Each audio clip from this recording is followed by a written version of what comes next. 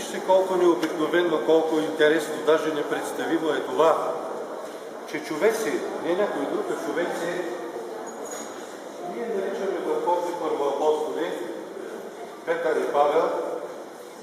Те са върховни първоапостоли и църквата ги познава като седящи до престола на Бога. Представете си къде е човека.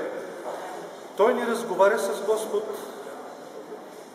през някакво разстояние, през някаква нива, през която си говорят, но не могат да стигнат един до друг. Не, няма такова нещо. Напротив, общуват лице в лице и сърце в сърце.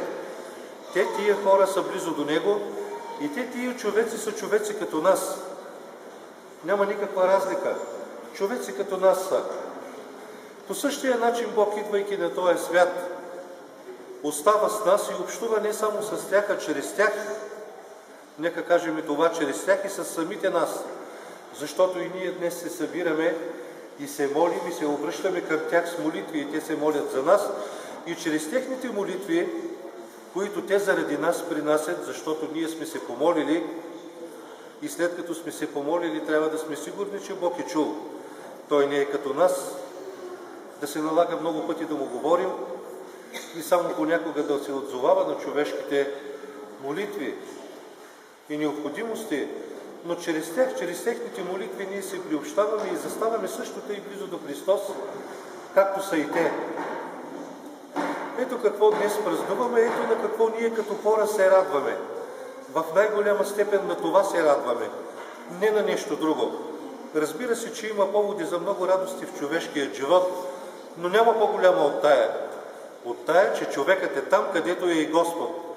И той остава вечно с него там, защото Бог съхранява човекът.